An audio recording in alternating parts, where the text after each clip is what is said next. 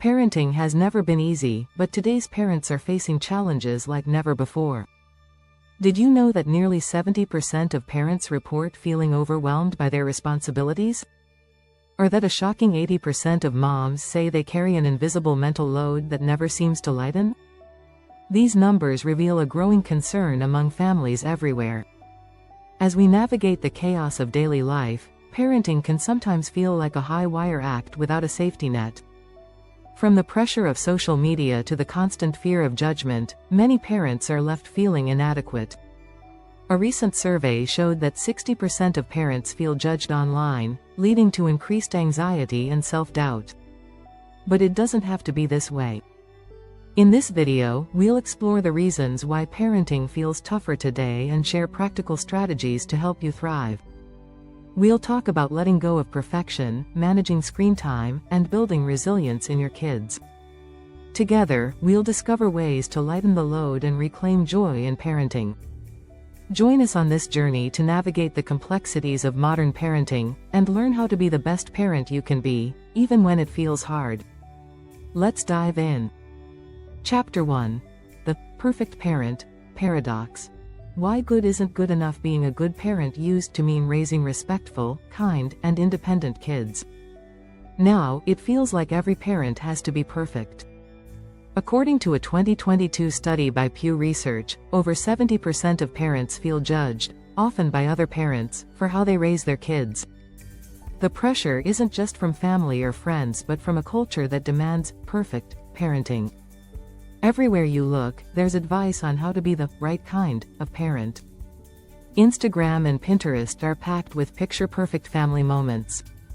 It's easy to feel like everyone else has it all figured out. But here's the truth, they don't. Psychologist Dr. Madeline Levine, author of The Price of Privilege, explains that parents often compete with each other. This competition doesn't benefit anyone, least of all the kids. In fact, trying to be perfect can actually harm children. Research shows that kids of helicopter or intensive parents are more likely to struggle with anxiety and lack resilience. So, what can you do to let go of this perfect parent pressure? Start by setting realistic expectations. Experts suggest focusing on being good enough rather than perfect. Good enough parents provide support, structure, and love but also allow room for mistakes. Dr. Donald Winnicott, a famous child psychologist, introduced this idea, saying that good enough parenting helps kids learn independence and problem-solving skills. So, don't aim for flawless. Instead, aim to be present, flexible, and forgiving, both with yourself and your child. Another strategy is to limit social media time or follow accounts that promote honest parenting. Unfollow accounts that make you feel insecure or inadequate. The goal is to surround yourself with messages that uplift rather than judge. Studies show that people who reduce social media use have higher self-esteem and less anxiety. Also, remember that each family is different. What works for one family may not work for another. Parenting experts, like Dr. Shefali Sabari, suggest focusing on your family values, not society's standards. Set goals that are meaningful to you, whether that's family dinners, open communication, or teaching your kids empathy. Chapter 2. The Digital Dilemma. Raising kids in a screen-obsessed world. Screens are everywhere, and they're not going away. In fact, by age 8, the average child spends nearly 3 hours a day on screens, according to Common Sense Media. With schoolwork, socializing, and entertainment all online, managing screen time can feel impossible. But parents can take back control in small, effective ways. Start with creating tech-free zones in your home. Many families keep devices out of bedrooms and dining rooms. This simple rule not only reduces screen time but also improves sleep and family connection. According to the American Academy of Pediatrics, kids who don't have screens in their bedrooms sleep better and are generally healthier. Another tip? Use timers. Studies show that kids respond well to boundaries when they're consistent. Dr. Victoria Dunkley, author of Reset Your Child's Brain, suggests setting a timer for each activity. For example, 30 minutes for gaming or social media, then it's time to switch gears. This gives kids clear expectations without feeling like they're constantly being nagged. Parents can also lead by example. If you're checking emails at dinner, it's hard to convince your kids to unplug. Try a family unplugged hour, where everyone, including parents, stays off screens. You might be surprised at how much more engaged and relaxed everyone feels. And if screens are necessary, turn them into learning opportunities. Plenty of educational apps and documentaries can make screen time valuable. But don't rely on them alone. Psychologists recommend mixing screen activities with real-life experiences. For instance, if your child is interested in animals, spend some screen time on a nature documentary, then visit a local zoo or nature reserve to make it come alive. Lastly, discuss media literacy with your kids. Teach them to question what they see online. According to a Stanford study, only 18% of middle school students could tell if information was credible. Helping your kids understand how to spot fake news or overly edited images can make them more mindful consumers. Chapter 3. Work-Life Whiplash. When balance feels like a myth. Balancing work and family used to mean leaving work at the office. Now, with remote work and flexible hours, work and home life blur. According to a Gallup poll, 56% of parents say it's harder than ever to keep these worlds separate. The constant juggling can lead to burnout and guilt. One strategy to tackle this challenge is setting clear work hours, even if you're working from home. Parenting experts recommend using a specific workspace, like a separate room or corner, to create a mental boundary. When you leave that space, you're in home mode. This small habit can help you feel more present with your kids and less distracted by work. Next, set boundaries with your employer. If you're constantly reachable, it can be hard for your family to get your full attention. Let your team know your off hours, and encourage them to reach out only during emergencies. Studies show that employees with clear boundaries are more productive and have better mental health. To combat the always-on feeling, try a daily transition ritual. It could be a walk around the block after work hours or a few minutes of meditation. These simple routines help signal to your brain that work is over, allowing you to shift into family time more smoothly. And remember, you don't have to be productive every moment.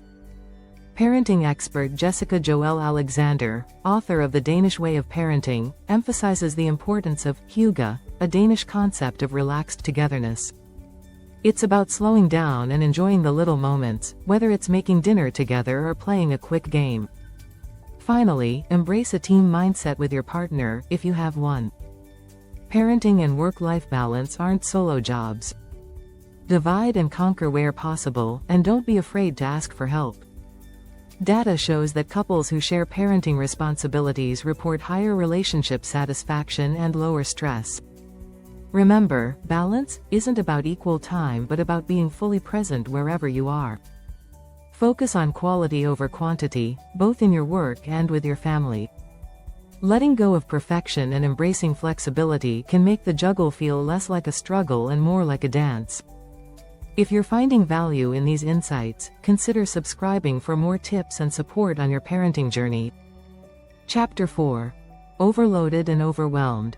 The mental load nobody talks about. Many parents feel overwhelmed not just by the tasks they do but by the mental to-do list they carry.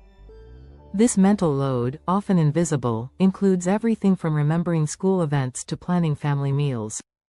A recent study found that over 80% of moms feel they carry this invisible load. It's exhausting because it's non-stop and often goes unnoticed. So, how can you lighten this mental load? Start by writing things down. Use a planner or a digital app to list out tasks. Studies show that people who externalize tasks feel less anxious because they're not constantly worrying about forgetting something. The act of writing it down actually frees up mental space. Another strategy is delegating. It sounds simple, but many parents hesitate to ask for help. Dr. Rachel Simmons, author of Enough as She Is, explains that many parents feel guilty or worry about letting go of control. But delegating isn't about giving up, it's about sharing responsibilities. Assign age-appropriate chores to kids, even if it's something small like setting the table. Not only does this lessen your load, but it also teaches kids responsibility. If you have a partner, sit down and discuss the mental load. One study published in the Journal of Marriage and Family found that couples who openly communicate about this invisible workload report higher satisfaction. Divide tasks evenly, or take turns on certain responsibilities to keep things fair. Another tip? Embrace routines. According to productivity expert James Clear, author of Atomic Habits, routines reduce decision fatigue. This means less mental strain from constantly deciding when to do tasks. Set up specific days for groceries, laundry, or family outings, and stick to them. Routines can create a sense of calm and consistency that reduces overall stress. Finally, don't forget self-care. It's easy to put yourself last, but even 10 minutes of me time can help recharge your mind.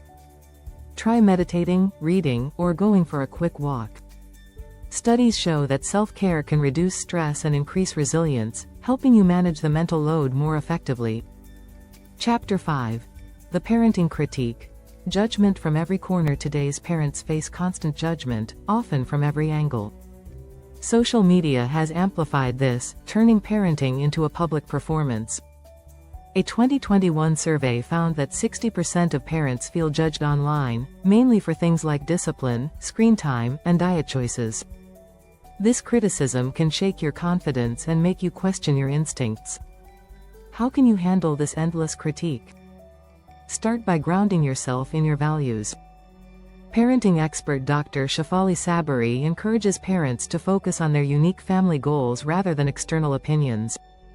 Whether your focus is kindness, independence, or creativity, knowing your core values makes it easier to ignore unnecessary opinions. Another strategy is to limit your social media use or follow only supportive communities. Social media amplifies criticism because people post highlights, not real life. Consider joining private parenting groups or forums that promote positivity and honest discussions rather than judgment. Research shows that people who limit exposure to social media judgment report feeling more confident and less stressed. When dealing with family or friends, it's okay to set boundaries. If a relative constantly criticizes your parenting, politely but firmly say, "Thanks, but we're comfortable with our choices." It might feel awkward, but clear communication can reduce ongoing tension. Another tool for handling criticism? Embrace the mantra, different families, different rules. This simple reminder can help you stay focused on what works best for your family.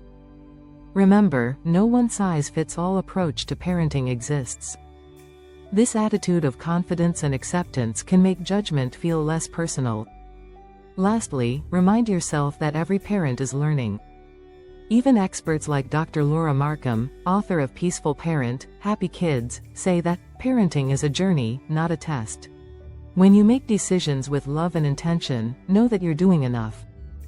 If you enjoyed this video and found these tips helpful, please subscribe for more insights and support on your parenting journey.